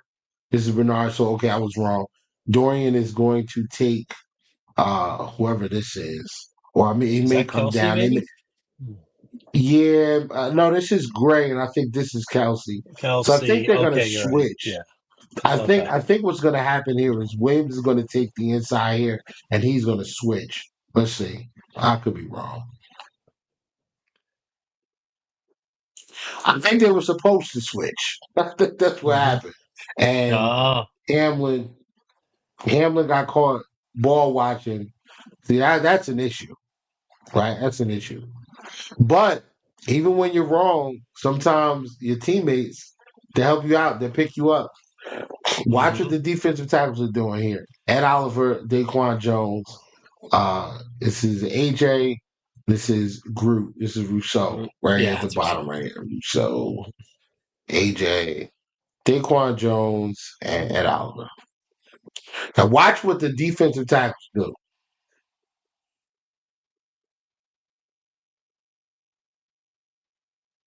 No pass rush moves. Lower your head and push. And they have occupied all 3 of these guys. Humphrey, Smith, Thuney, all of these guys are occupied. And they are constricting this, they're collapsing this pocket right around Patrick Mahomes. And Patrick Mahomes has nowhere to go. Right? He tries to step up, boom. When he tries to step up, Daquan Jones peels off his man, gets an arm around Pat while he's throwing the football. The ball sails because Pat knows he can't throw a bullet because Bernard's right here. Bernard's going to knock it down. So he's got to put some air under it. Unfortunately, he puts too much air under it and it lands in the hands of Taylor Rapp. But you got what you asked for, right? You got that pass rush. Yep. You're right. It really just created that. Mahomes had nowhere to go there, and just enough disruption there to cause the errant pass. But just look at them Bro, they Yeah, just that's driving beautiful. the That's interior of that beautiful. line back, bro. Just Yeah, that's driving it back. beautiful. Hmm.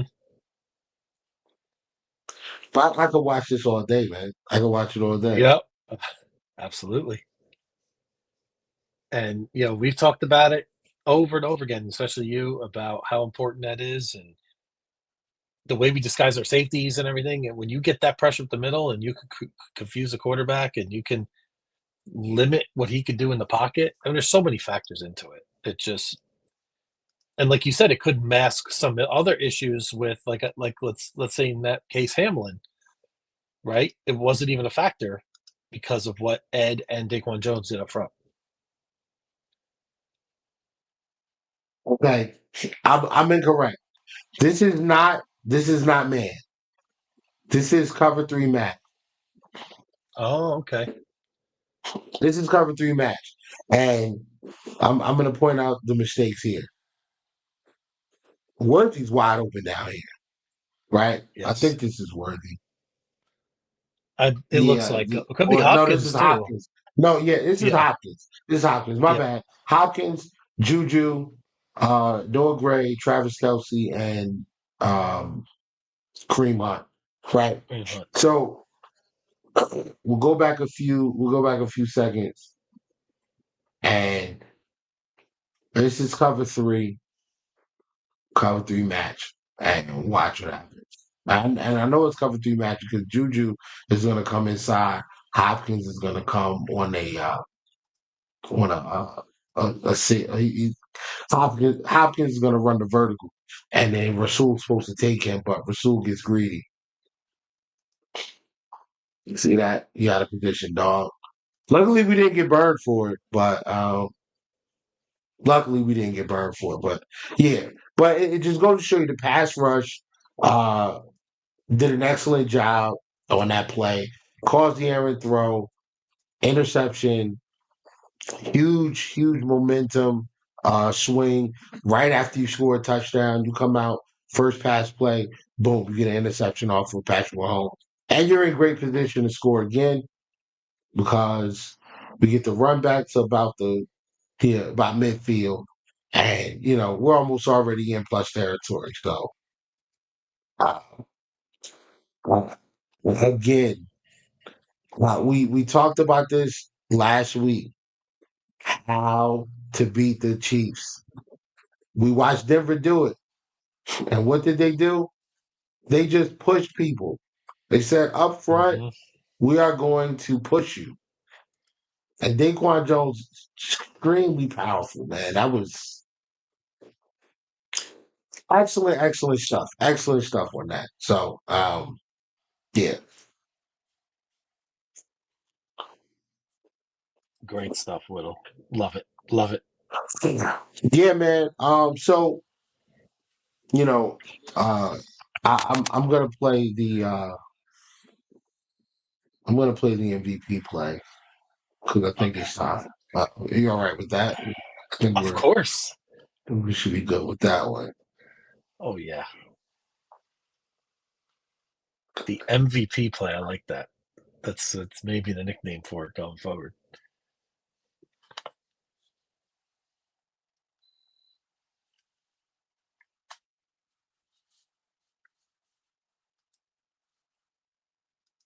Right. Well, let's get the MVP play back up. I mean, and listen, he's just the MVP front runner right now, and things can change, but this is a huge play and a pivotal moment. It's 4th and 2. It's late in the fourth quarter. Kansas City has all their timeouts. The Buffalo Bills have a 2-point lead, 2-point twenty-one lead. 23 2-point Hmm. lead. And, 3 points here gives them the football with 3 timeouts and well over 2 minutes to go, and the ability to go down the field, score a touchdown, and win this game. So, shout out to Sean McDermott for trusting his guys and allowing them to get in here and basically when they and call game, man. They got out there and they called game. Um, but what's Frankie talking about? I'm not What a really joke. sure. May have been when I was talking about something about the. I think maybe we were talking about the Chiefs and the Oh whole. yeah, okay. Yeah, I think that's what that was about. I think it was right around that time. Okay. Either way. Um so I'm not even sure if Josh ever really contemplated throwing the football on this play, but we'll let it run out. I love the fact that they use so much pre-snap motion in this game.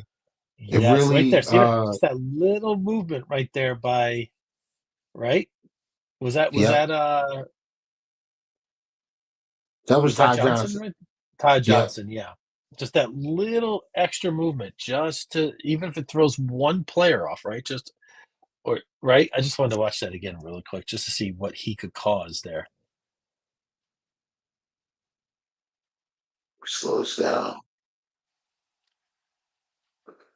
It's a cool little feature you have here, Whittle. So you got Shakir lined up in the backfield.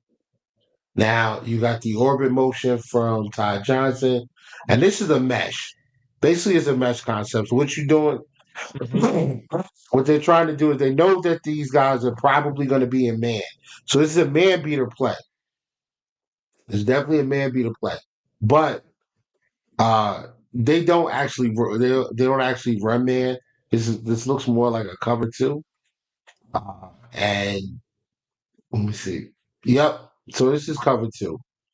Um, these are your deep guys right here, and basically you got five defenders across the field that are just saying we're not going to give you that pick that you are trying to create in man coverage. So when you run mesh, what you're doing is you're creating a lot of traffic, and you want some of these routes to pick off some of the defenders, which will free up these guys underneath to catch the ball, turn the field. They're not giving Yep. that up. So remember how we talked about so they're not giving that up. And Josh realizes that he doesn't really have anybody here, but he has the first down. Now, this was unexpected. I don't think that he expected this, but it presented itself and he took full advantage. Broken But tackle, he split those two guys, and he kind of created that as well, right? right? In a way, if that's a good way of saying it. That's wow. That one looks even Well, better the way you just did it. Josh loves the pump fake. The pump fake is supposed to freeze defenders. I don't know if it's actually working, but um, Maybe just subtly though, again, like we said, Whittle, it doesn't take much, right? Even if it's just a little bit, just a slight of vegetation, that's all he yeah, needs, right? hmm It's sort of a throwback, but it works. I mean, it's working for him. So can't complain at all. Cannot complain at all. Once again, yeah, it's mesh something. concept. We're expecting man coverage. Don't get man coverage. So what happens is Vandermark doesn't. Oh, I want to go back because Vandermark does an excellent job here.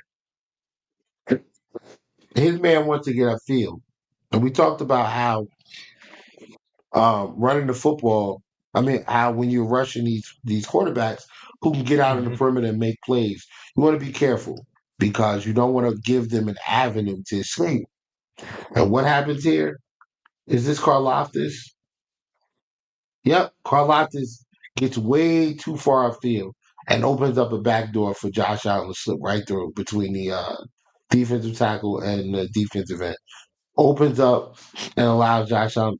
At this point, hat on the hat, Josh has the first down for sure.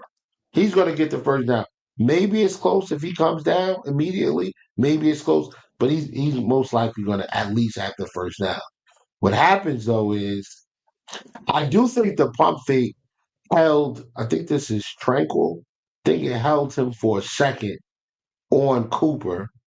Um, yep, and then he Yes, turns, yes, it can't did. get Yep, there. it worked. Yeah. because it gave Josh that little ability to get past him there and then explode through the hole and get the touchdown. What a moment, That's man. it It's really is something. from another angle. Boom. Now, so this is what Josh sees, right? Wow. Yeah, Like he's got this is what Josh sees. He said, "Yeah, dog, I'm out of here. I am out of Mhm. here." The punt fake holds him. Good night. Thank you for playing. Yep. Game And you put the blouses. ball okay. I love putting the ball. It's like basketball, right? We talk about it all the time, right? I mean, Yeah, are your Boston Celtics going to put the ball in Jason Tatum's hands late, or are they going to put it in their backup point guards, right? You know what I mean? If Kobe right. Bryant, LeBron James, like you're not going to put the ball in some reserve ninth guy on the roster. Like you're just not going to do that, right? You're going to let ride or die with Josh in that case. Even if the Bills did not get the first down there, Whittle, I'm okay with it. I'm good. Yeah, Even if they turn out to lose, at least like Tony Romo said, we talk about this all the time with teams like the Chiefs. You have to beat them. You can't play not to lose. You have to go out and say, because the Chiefs will not beat themselves here. In these situations, you know what they start doing? They start running their offense, right? Mahomes makes some plays. They just don't panic, right? They just do what they do, right? And you have to rise above it to beat them. You have to send them. And that was a message sent. And like no, you said, kudos to Sean McDermott. He had a great game. I mean, he really, yeah, really, really did. He takes a lot of flack. We give it to him at times too. But he showed his evolution, I believe, in this game, especially against his mentor, Andy Reid, who at times against Andy Reid has been a little bit up and down, as we know, right? But, sometimes there's added pressure when you're facing your mentor in that situation. But I think he's well Oh, past that this now. listen, bro. This reverse end zone angle is crazy. I've never watched. I have not watched this. Today's the first time I watch this play from this angle. And most of the time, I Hmm. watch it from the sideline view because Yeah. you can see more of the field. Like I don't want. I Yep. want to see what everybody's doing. So, Yeah. um, but clearly they ran a mesh for trying to get Cooper open underneath, and it didn't work. So, um, yeah, they tried to run a little mesh and get him open, and it didn't work. And gosh, look at this. There's no defender. It's just green grass. He's got 5, 10, 15, 20, 25, 30 yards to cover. You knew Josh. I mean, just looking at it from his angle, I know as soon as Josh saw, like, as soon as Josh saw this, it was over. As Yep. soon as Josh saw this, it was over. This is the freeway right to the end zone. He's taking Yep. it. Hmm. No way he's giving this ball up. He's gonna go. He went out and he said, "I'm gonna win this game," and that's exactly what he did. This is when Josh Allen, the football player, comes into play right here, right? It's Dang. it's just a will. It's a will to win.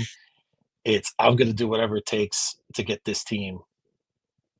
And you better believe his teammates loved every single minute of that moment. And not even so much the fact that they won. It's the way that he finished that game off with that run. Yep. I mean, that just, and you hear the comments of a guy that's kind of quiet in Amari Cooper after the game. And you heard what Amari said. I thought that was very revealing to me about how he says the first time in a long time he's had a lot of joy in winning. And this kind of sounds like a guy to me that probably wouldn't mind coming back in 2025, if you ask me, Whittle. This may be a perfect Yeah. fit for him, and we've talked about this before. Buffalo is not, it's not for everybody, right? Right. There's like, when you're making millions of dollars, when I was 23, there's no telling what I would have done with millions of dollars, right? Probably not a lot of good things, right? But you have to find the right mix in certain areas. And like you said, you see all these guys, they hang out 24/7. He was talking about. I think he's kind of enjoying it. He's like, wow, this is this is pretty great, right? And it Yeah. allows him just to be him. And I know I'm getting a little bit off the path here, but I just how much that play means to this iteration of this new era of the Buffalo Bills is massive. And then They've think about it from the standpoint of where Cooper's been, right? He's played with the Raiders Yeah. for a while. They Mhm. never really, I think he was in like one playoff game with them, maybe one Yeah. or two playoff games with them. With the Cowboys, he constantly losing to the Packers or the 49ers. So he's actually on a team finally with a quarterback that has gotten to an AFC, that's gotten to a championship game. Maybe he's that missing piece. Maybe he's that guy. And when you have a guy that Mhm. can make plays like this, this is beautiful. Orbit motion. You bring Shakir, they pull pump fake, and now football player Josh. Curtains, guys. Curtains, it's over. Close the curtains, It's shut over. the door. It's over. Done. It's a touchdown. Beautiful. Game set match. Yep. Game set match. Absolutely. Yeah, that was such a big play, man. Yep. Such a big play. 100%. Such a huge play. All right, so Buffalo pulls off the win, 30-21. We can close out this conference with a loss by the Jets this weekend Mhm. and a loss by the Dolphins. And if we win next week,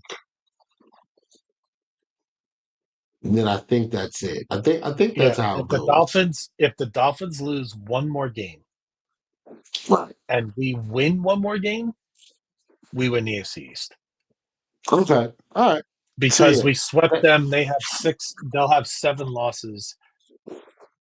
And we'll the have 10 worst we wins. could do is 10-7, and since we swept them, And we win can't. the tiebreaker. So Yeah. any Dolphin L, any Bills win, we got it. So we know the division's ours. That's not. And if we lose the division, then we're gonna have a whole nother podcast that week. That would, forget it. I mean, we let's, but blow it up. I mean, fire everybody. Yeah, fire everybody. Yeah, we'll be on a warpath. So, but we know that's not going to happen. So now we turn our attention to the seeding, and now the Bills have a week to get some guys rested. They can figure some things out. Sometimes the bye weeks, I know McDermott's undefeated on bye weeks, but in certain cases, the Bills have been on such a good run. I just hope it doesn't hurt our momentum. And we are going to be, and we're going to get into the San Francisco matchup next week. That's going to be a desperate team, and that's a very talented roster. We know that they have their injuries too, but they're coming east. It's prime time. I mean, they got McCaffrey back. And McCaffrey is a problem, and Trent Williams is a problem. Yeah, and they still have. I mean, he's one of the greatest ever at his position, and Purdy is still capable of. I think we could do a good job on him, and they still have some good players on defense. That's still going to be a tough matchup. Like, let's not make no mistake about it. That is not going to be an easy one for us. I'll say this about this team, and I want to put this out for everybody. Like, if you're watching and you have questions or there's a specific play you want us to look at or whatever, put it in the chat. Let us know. Mm-hmm. Shoot me a DM, whatever. We'll take a look, and if there's something that you want us to look at or you want to go over or whatever, we can knock it out. Mm-hmm. We can get that done real quick. But yeah, man, I gotta look at what they are gonna be desperate, but we got a couple things going for us. Sean McDermott's record after the bye. We got a bunch of guys coming back off injury, and I don't think that Keon Coleman is the type of player that's going to allow this team to be complacent. Like, his energy, with him missing the last few weeks, not being able to play in this Chiefs game. Oh man! Especially after the trade, right? Come Especially on. after the trade, all that talk we've been hearing. Oh yeah. He's Yep. looking out there like seeing Worthy get a touchdown, basically an entire drive of just Xavier Worthy. Yeah. Yeah, like they know what they Yeah. doing. Like he know what time it is. He's ready. He's chomping at the bit, I'm sure, to get back on the field. Oh yeah. So I really like our chances. The other thing in our favor is a certain someone who we both know is going to be at that game, right? And that individual is undefeated when the Bills are undefeated when that certain individual is at the game in Buffalo. So, yes, Okay. myself and my lady, we will be there. We will be in the Yes, that's building. right. The ladies, your lady's a We 49er fan to boot. She is Oh a boy. 41 she's a 49ers fan. Yes, she 40. is. Um, I've been telling her all week. I've been telling her all season, actually, that we're gonna beat them. But now I've changed what I've been telling her, and it's no longer that we're just gonna beat them. I'm saying, babe, you know your season about to be over, right? You know we gonna Tell you her. know we gonna drive that last nail in the coffin. Listen, tell her there's room on the bandwagon to jump She's on not this coming, city. man. She's not coming over, bro. I tried to get her and Oh, my mother. My mother's a Steelers fan. oh, all right. She's We'll have almost to. there though. I almost got her. She's almost there. I give her. If I tell you what. I think if the Bills win the Super Bowl, my mother will switch. I'll get her a jersey or good, something, there and then you we'll go go. from there. Well, Yeah. you tell your mom if I, we make the playoffs against the Steelers, we got to have her in the chat again. We got to get her involved. So yeah, yeah. we have to get She'll be around. Guru back again too. So She'll be around for awesome. sure. She'll be around. But Awesome. yeah. So big win. Game Huge set win. Yeah. match. Uh, we went over some of the injured guys that we got coming back. Matt Milano will be back for the Mm-hmm. 49ers game. Uh, we talked about Coleman already. I want to say Smoot will be back as well. I'm not 100% certain. I think he's still in the IR though, and they have not activated him his 21 days. So Yep. maybe not. But again, Quentin Jefferson, Phillips, like I think we'll be okay. We got our linebacker back. Mm-hmm. And the rest of these guys have been playing well. Like the defense has played, they played pretty well. We gave up like maybe one or two big runs to Yep. Kareem Hunt that were over 10 yards, and then everything else, I think we did Did a an really excellent nice job. job. Yep. Yeah. That's They the only key ran against the the ball Chiefs to me. 16 times. Yep. Yep. That's the key. You got it. You got to keep them in check. If they start ripping off 7 yards of carry, and it then Mahomes becomes almost impossible to beat. So that's Yep. absolutely.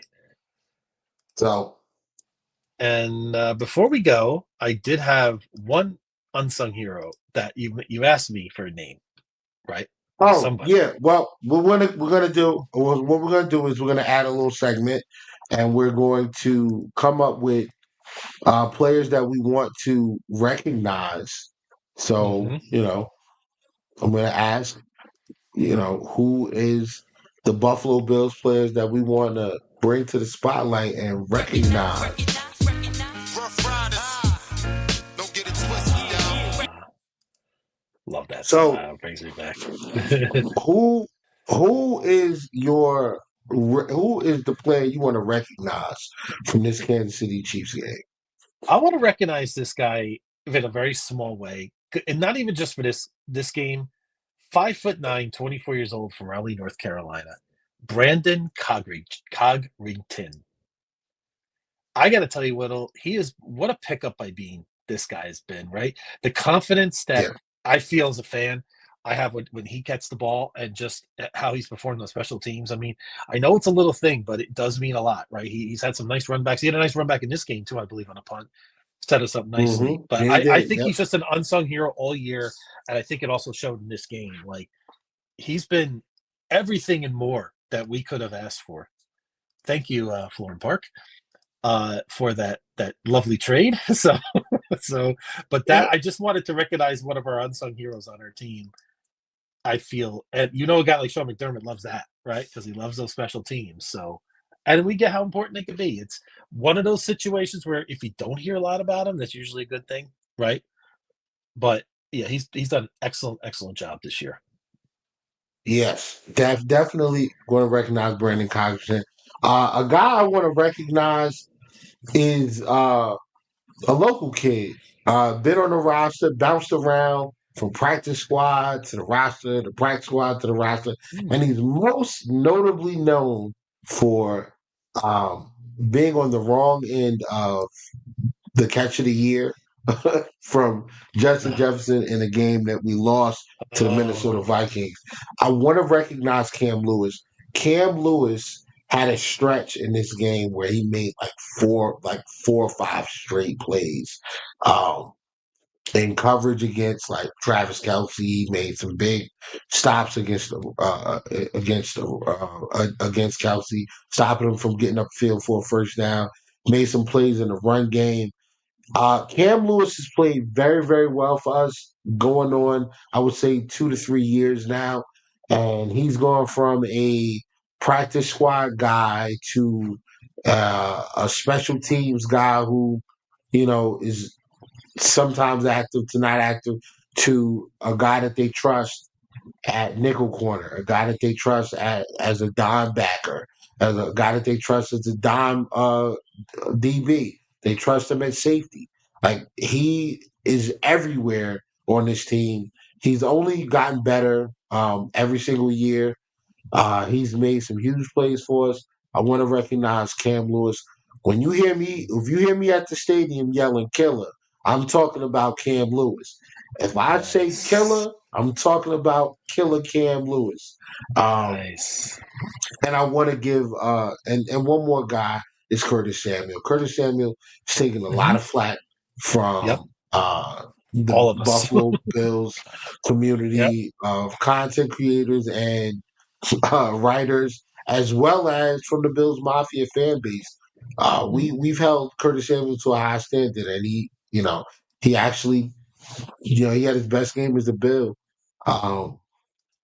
against the Kansas City Chiefs. So I appreciate that. The guys are stepping up and playing really well towards the end of the year, going into the playoffs. Now, on the other side of that, we got to talk about guys who need to maybe put in a little more work, man. They didn't have the greatest showing. So who's the guy would you like to see put in work? From this game, I'm still gonna talk about Tyler Bass. I know it's only one extra point, but again, I know he did make that short field goal. Okay, that's fine. He did make some extra points, but we just gotta. We need Tyler Bass mentally to be sharp. We know he's got the skill. It's not the leg. We know it's not that, but just continue to keep working on that confidence. Don't just let 160 or 1 yard field goal say, okay, everything's great. I'm good. No, just keep working on it. And again, he did recover, which was fine. At least it wasn't a problem the rest of the game. Maybe it's just a one-off. I mean, look at the kickers around the league this year, right? How many kickers? Justin Tucker can't make a field goal now. I mean, what's happened to him, right? It's not just so it's almost like a new pandemic or something with these kickers. It's unbelievable. But anyway, that'd be the one guy if I had to pick one. It was such a great performance on Sunday. I can't really think of too many, but that would be my one. Okay. For me, I'm going to go with Rasul Douglas. I think Rasul Douglas has played very, very well for us. I'm not saying he had a bad game, but there are two key plays that stick out to me. The first one, which was the interception. If that pass rush does not get home the way that it does, and Mahomes has a couple of seconds back there to analyze what's happening, that might be a touchdown to Hopkins. Because he peeled right off of Hopkins and tried to come down and make a play on Juju instead of staying true to what the coverage called for, which is, you're the deep guy in that third. You're responsible for whatever's over there. Now he didn't get burnt by that, but then later on in the game, he gives up a touchdown to, I want to say it was Noah Gray, where initially he has great coverage. Everything's covered up. Mahomes is rolling out to the right. He's getting towards the sideline. Rasul Douglas, doesn't stay connected to his man. Noah Gray sneaks behind him, Pat finds him, touchdown. Mhm. That was a pivotal point in the game. Like, if we get that stop there and hold them to 3, you know, we might have put ourselves in a position to only need a field goal, but then that would have robbed us of our Josh Allen moment. But Mhm. ultimately, the mistakes didn't necessarily hurt us. We end up winning the game, but that's just something to keep an eye on. Can't get caught ball watching, and that's what happened. But outside of that, Rasul's been an excellent, excellent pickup for us. Absolutely. Absolutely. All Great right. stuff, Will. So, okay, man. So let's put a bow on this thing. I'll put a We are bow. on the Special bye week. 2-hour extravaganza tonight, Will. It was kind Yeah. of warranted, and I just want to say for all of us, we love the film Room for Whittle. It's fantastic. So keep it up. We loved it. Thank you so much for that. That's what took so And long. Honestly, like it's. no, it I was worth think it. I'll figure out. Yeah, I'm gonna have to figure out a way to pre. I'm gonna have to have these clips Pre-prep, clipped. pre-prepped and So saved away. okay, sure. Yep, we'll definitely I'm work them in, still and I'm we'll still maybe we'll playing do that around. going forward. I'm Fantastic. still playing around It's with that NFL Pro. Shout out to Spody, the Jags fan. She's the one that put me on to it. She was like, "Yo, dog, they got this thing called NFL Pro. oh You got nice. to check it Oh out." okay. I I gotta check jumped that on out it too. after Just to she said it. Yeah, after she told me about it, I think it was on our podcast before we played the Jag. She was talking about Mhm. it, and I went and checked it out after that. And bro, ever since it's just made watching film a lot easier. But Awesome. yeah. So shout out Sounds to great. her. Shout out to NFL Pro. That is the tool we're using. And yeah, we're gonna continue to strive to make it better and Absolutely. add more. Add more to the presentation, add more to the pod, and Yep.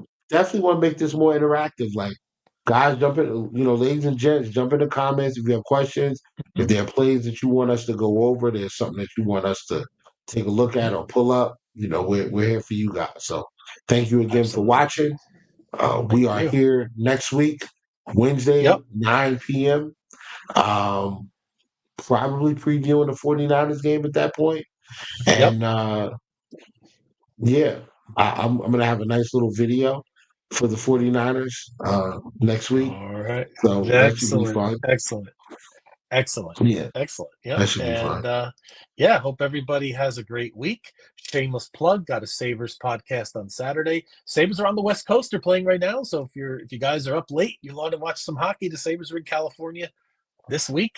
So I will be at the game on Friday in Anaheim. So and then the Rams game in a couple weeks. That's all coming up really fast. So Yeah, things are shifting out yeah. west. So I look forward to it. And yeah, well, so that's really all I had. And I hope everybody has a great week. Let's go Carolina Panthers. That would be nice, but we could dream. It's free to dream, but we all know, that's probably not in the cards, but that's okay. We could kick back this weekend, watch some games of interest, just take joy in the fact that the Bills are still, the window is still wide open to the 9-2 in the rebuild. 9-2 in the rebuild year is crazy. Yeah, it is. 9-2 in the rebuild, And bro. credit to Big Baller Bean yet again. We can't say enough good things about our general manager. So Yeah. just absolutely. Credit to the players, man. Credit to the players as well. Like, they Yeah, did their thing. they really have. Yeah. It's just, there's so many pieces about so many factors. But ultimately, like you said, you pointed out Matt Hollis and you pointed out Dawson Knox and how unselfish they've been. Those aren't easy traits to find. They're not, some players may not do that consistently, but our players are doing that. We have a lot of pieces in the right places right now. This is the best team we've had in the Josh Allen era, for sure. All right. Well, thank you again, folks. We're going to get out of here. Go Bills. Go 9-2. Bills. Have a good night, folks. See you guys Stay next tuned. week.